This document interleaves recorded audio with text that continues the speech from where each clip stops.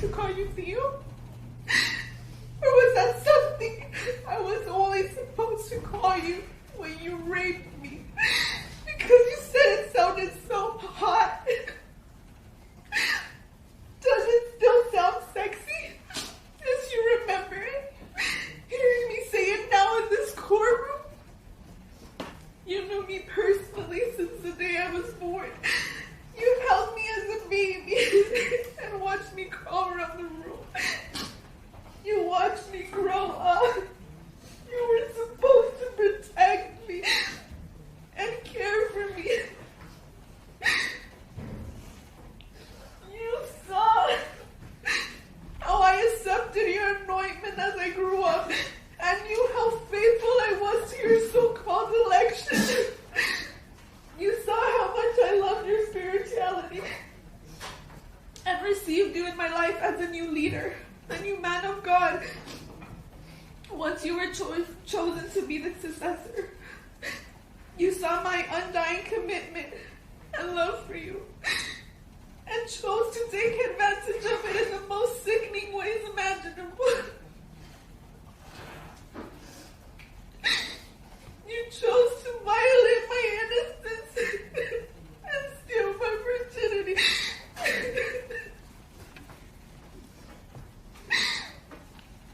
Every single time that you force your disgusting, sweaty, beast body against me to defile me, it was your choice, not mine. I never wanted it. I surrendered to it. All I was ever trained to do was obey you from the moment I was born. I followed every single one of your wishes and desires. I always agreed because I believed your desires would be holy and pure. I spent every free moment I had in church in service of you and your religion. I remember the first time you invited me to travel with you as a missionary. I was so excited. I felt so lucky. I remember packing all of my preaching material because I was ready to evangelize and spread the holy gospel with you. But that was never your mission. That was not your holy plan. You took me on that first trip to introduce me to your disgusting secret world of sex and immorality that you thrived on. I was so stupid. I was delighted and prayed in gratitude the first time before entering your blessed dwelling for having the privilege of massaging your feet. I will never forget that as I was massaging your so-called holy feet, I was seeing another girl give you a hand job. I had never seen a naked man before, and it was a quick introduction to your sadistic secret world of sex slaves. When I left the room, I cried and I cried because I didn't understand what was happening. You were my savior, your apostle. You were holiness personified. I couldn't make sense of any of it. How could this man, that is Jesus Christ on earth, be so disgusting? You used this time to indoctrinate me on the secret gifts that I was about to start receiving. You used your lies under the guise of religion to make me believe that your actions were a blessing. Then you had your groomers threaten me and explain the consequences of disobeying a servant of God, a man who was the mouth of God, the living Spirit of God.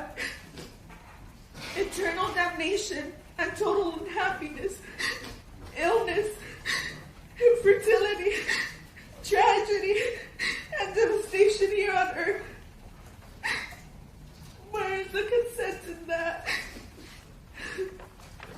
When I tried to resist and explain how this all felt wrong, that you were my uncle and this wasn't okay, they quoted the scriptures. They told me that there was never immorality in your actions because you could not sin.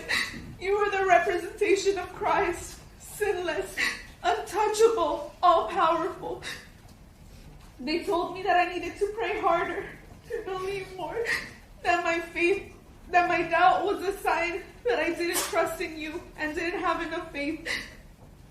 You and your groomers made me feel like I was the broken one, that I was the crazy one, and that I just had to try harder to trust.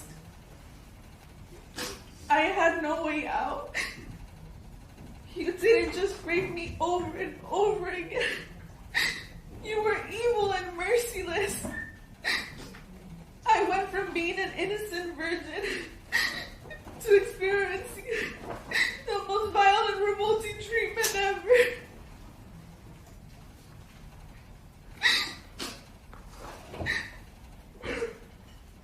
You're disgusting human ways.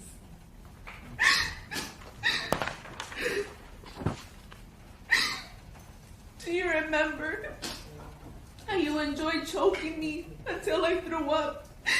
And then after, they kept apologizing over and over while cleaning up my own vomit. Do you remember that time you were sodomizing me and I cried and begged you to stop thrusting because I was in so much pain? Remember how much you and your accomplices laughed at me as I was crying and screaming? Do you remember how you ordered them to hold me down so I wouldn't resist? Do you remember how much blood there was and how you kept going even more savagely? Do you remember telling me you wouldn't stop until I stopped screaming? I bled for days and days after that. Do you remember when you wanted me?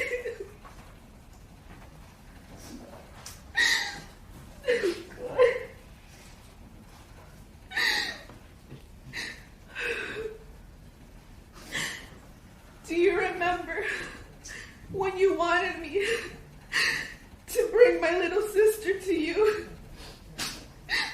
so that you could violate her too? I told you she's only 14. Do you remember what you said to me? Do you remember saying that I should have brought her to you sooner? Do you remember when you commanded me to have sex with one of your dogs as your 50th birthday present?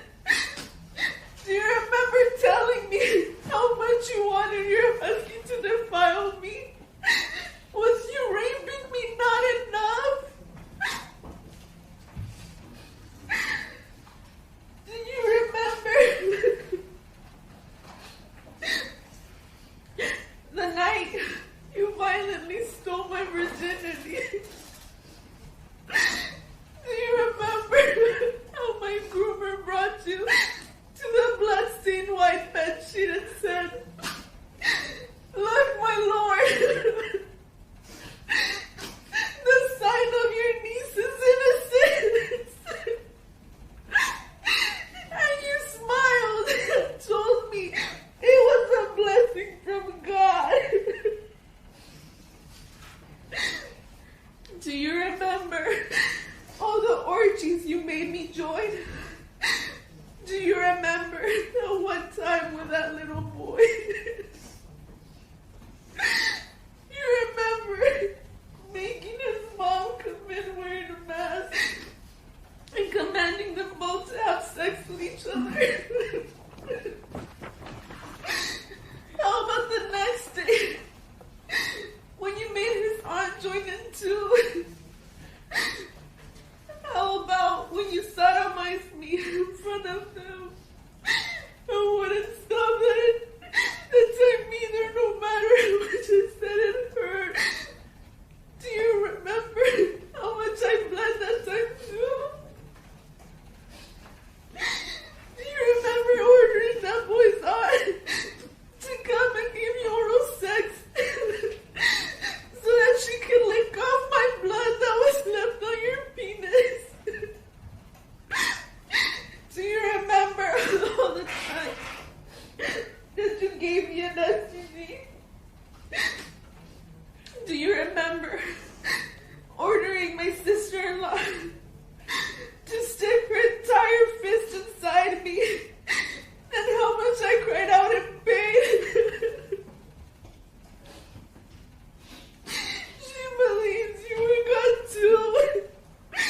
Remember how she would not stop, no matter how much I begged, until she got the order from you? Do you remember giving me the order that I had to wake you up with a sex act every morning and then put you to sleep with one too? In case you had forgotten, I am here to remind you. I can sit here for hours and hours and help you remember all of the sick, horrible things that you did that I will never be able to forget for the rest of my existence. And yet, even with everything you did, I still believe in you. I still trusted in you and your power, even as you were getting arrested. I was terrified that I would be punished for defying you as the apostle. I just couldn't take it anymore. I was willing to suffer the consequences of eternal damnation than to live another moment under your control. You're a disgusting human being, Nathan. You're not a god. You're not even good enough to be considered a man. You're worse than an animal.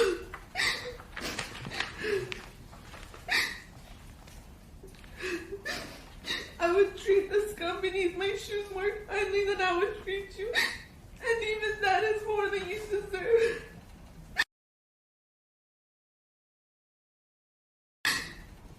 You took everything from me. You manipulated millions of people and took advantage of them for your own perverted interests. You have broken my faith in God, in man, and in myself. I struggle to trust everyone and everything. You took away my youth and my innocence. Me and my family have been getting death threats for the past 3 years because of you. And I live in fear because of you. You have uprooted me and my family and disrupted my very existence. I struggle to understand how there can be so much evil in the world, and the only evil I see is you. Your Honor, I was standing in the audience this past Friday as Nason pled guilty under oath and acknowledged that he had committed sexual abuse against the Jane Does. Your Honor, Nason is a liar. He lied to me. He lied to my fellow Jane Does. And he lied when he represented that he acknowledged his guilt while standing in your courtroom. Your Honor, La Luz del Mundo is Nason's church. They are his representatives and his servants on earth. As I was in the hospital, going into premature labor, Nason had his accomplices at the church deny his plea and deny his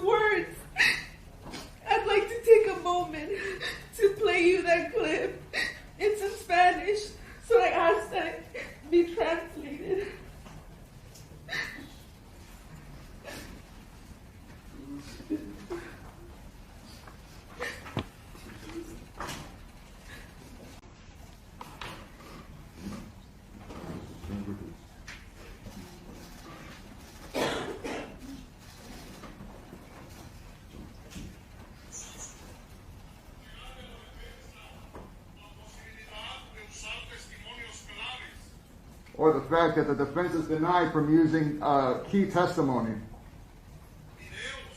videos, text messages, which are of vital importance in the defense of Christ's apostle. The same which were hidden for almost 3 years. And when the court finally had the chance to have this evidence, the court excluded them. All of them. So that they would not be used at the trial. Diminishing the capacity of the defense team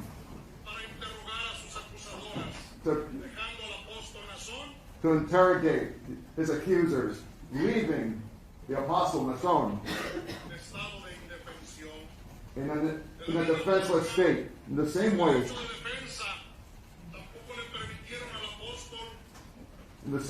his right to defense, and in the same regards to his right to defense, the apostle,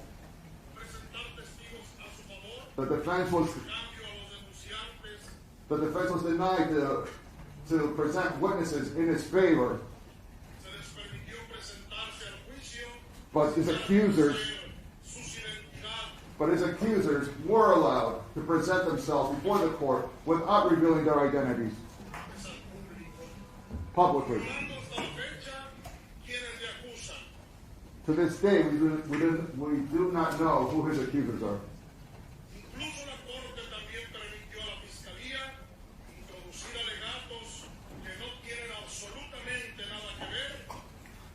The court, in fact, allowed the prosecution to present accusations which are meaningless, which are pointless in regards to this case. Because of all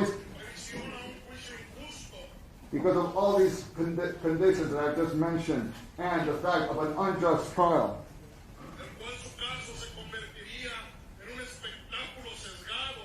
in which his trial would become a pig circus. It would expose his family, and it would expose his family and the church to months of harassment, denigrating accusations. The apostle, due to all this, reluctantly came to a decision.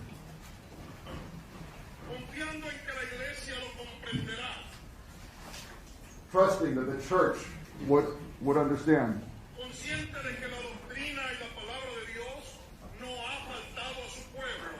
Conscious that the word and the doctrine of God has not been lost on his people.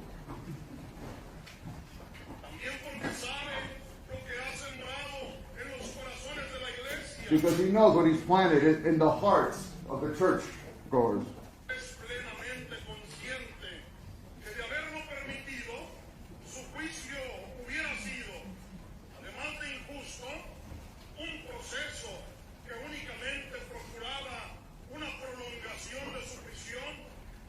Knowing that, had it been permitted, his trial would have only, interpreter needs to repeat here, Your Honor.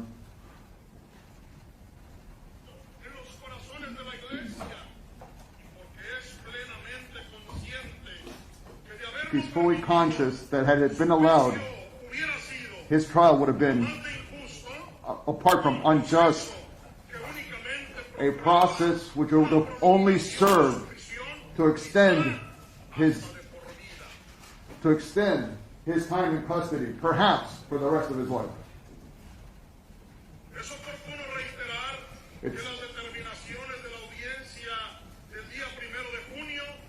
It's important to note that the hearing, which was conducted on June 1st,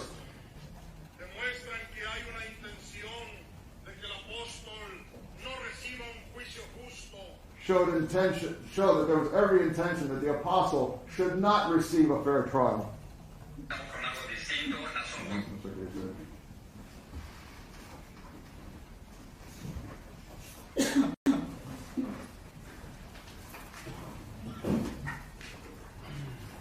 Your Honor, in that video is sitting right here in your courtroom. It's right there. Naasón brought his right-hand man. He brought his followers here so that he can be able to intimidate us further. He lied. I was here in this courtroom when he said he was guilty. Then why is he lying to the church? He's a liar. Your Honor, I wrote my victim statement from a hospital bed this last Friday because I wanted to preterm labor. After hearing the news of Naason's plea, the agreement was a complete shock, and the stress and emotions since then have almost destroyed me. It has almost destroyed my daughter. This is how much this case means to me. As a victim, you must know that the plea agreement felt like a blow to the stomach. It felt like we were re-victimized all over again. We as victims sacrificed absolutely everything to come forward. We did it because we know just how evil and dangerous Naasón is. The reason many of us agreed to put ourselves and our lives on the line is because we want to make sure that this man is put away for life and cannot hurt another soul. When I agreed to be a Jane Doe, I was assured that there would be no negotiations and no plea agreements. The prosecution assured me of that from the very beginning. They said no negotiations and no agreements was one of the only reasons I agreed to come forward. We as Jane Does did not even think he was allowed to take a plea anymore. We were getting ready for trial and excited to finally have our day in court. And then we got a call telling us we had 15 minutes to get to downtown to speak with the prosecution. I didn't even realize we were going to court. We felt like in an instant we were told, game over, thanks for participating. Step aside to see your rapist get a trophy. We were told everything was agreed upon, signed and ordered. All of this without speaking to a single one of us sitting here today. The actual people that suffered his cruelty and were victims of his crime. Your Honor, this man destroyed my life. And through his unremorseful plea, he exerts his power once more. I had to spend the entire weekend listening to the church members claim that Naasón was vindicated. That if we really had any evidence against him, that he would be locked away for life. That this was a sign of his innocence. Your Honor, my faith was used as a weapon against me by Naasón Joaquín Garcia. I did not consent to have sex with Naasón. I was taught that my body had to be surrendered to Naasón for my salvation. Every single day, every day, before I was going to be raped by Naasón.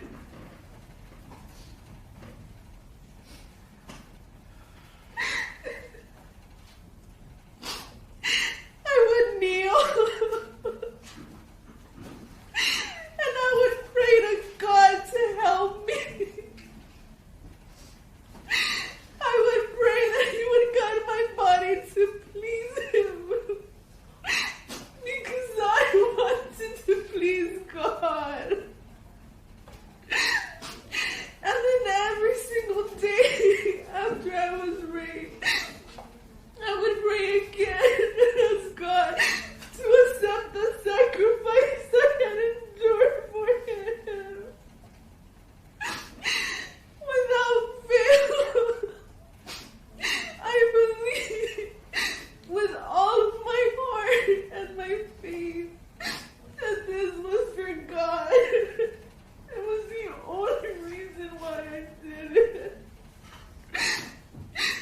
Nason's abuse started 7 years ago and has destroyed me ever since.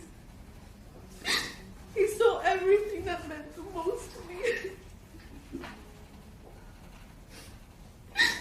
I have been disowned by my family. I have lost the community that I was born into. And I have to call me a liar. Call me a whore. Call me a traitor. A Judas who deserves to die in the most vicious way possible. And I only did this. I sacrificed the remaining scraps of my existence in order to make sure that this man is put away and can never do this again to anyone else. The sentence ensures that he will have an opportunity to leave again and continue where he left off. People are going to suffer because he will be released into the public. He will continue for as long as he is a free man on this earth. This church, this La Luz del Mundo church, was my identity. It was my life day in and day out. It was my belief. I loved the church with a passion, and I lost that too. Once I learned about the secret life of the apostle, it was like living a parallel reality. One of light and one of pure darkness. Nason took everything from me, but the worst thing that he stole, the one thing that pains me every single moment of my life,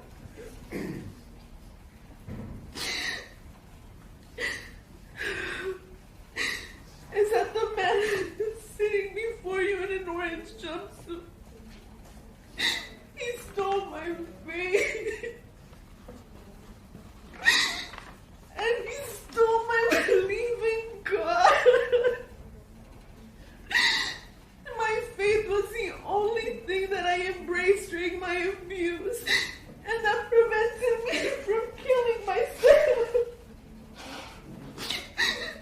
He has now robbed me of that too. The mention of God is now a reminder of my abuse and all the pain I have endured. My trust in God was forever broken by this man because he claimed to be God, and then he raped me. Your Honor, I stand here today to let you know that I waited 3 years to confront this man who sexually tortured me, and I dreamed of the day I would have him take responsibility for what he did to me. I don't understand why he was offered a plea. There was so much evidence. There are 5 of us sitting in this court and countless others on the outside, all with the same stories, the same trauma, the same villain. He had so many devices with child pornography, the pictures, the videos, our testimonies. How wasn't that enough? We had witnesses, people that worked at the highest level of the church, that were willing to come forward and speak on our behalf about the injustices that they knew of. How can that opportunity be taken away from us? The prosecution told us that they were worried about a procedural mistake that they made. How is that our fault? Why is that overshadowing the facts, the evidence? How is this justice? Isn't this what this court stands for? This country? Please, I beg of you, don't let him get away with this. The prosecution, to make sure that this man is put away and can never do this again to anyone else, told me that I would have one final opportunity today to appeal to you as a Your Honor, to extend the sentence as you see fit, I beg of you, please listen to my words and the words of the fellow Jane Does and allow our suffering to not be in vain. I am sacrificing myself, my life, and the health and safety of my unborn child to make this emotional plea because it is so critical. The California Constitution recognizes the rights of sexual abuse victims because we are so vulnerable. I don't understand why none of the Jane Does were consulted, as the law requires reasonable notification about this plea. Every single one of us begged to go to trial. We needed it so desperately. How come our rights were not heard? How come the prosecution was allowed to forgo our rights under Marcy's law? We need your protection, and we need your judgment, Your Honor. You are literally the only person in this world who can see our sorrow. I ask for you to use your power as the sitting judge and extend his sentence in any way you can. All of us plead that you at least give him the maximum sentence for the charges he admitted to. We were told you could not and would not recite the plea agreement, so we can't even ask for that. If we were misled, then please recite it and give us our day in court. But if you can't do that, please add as many years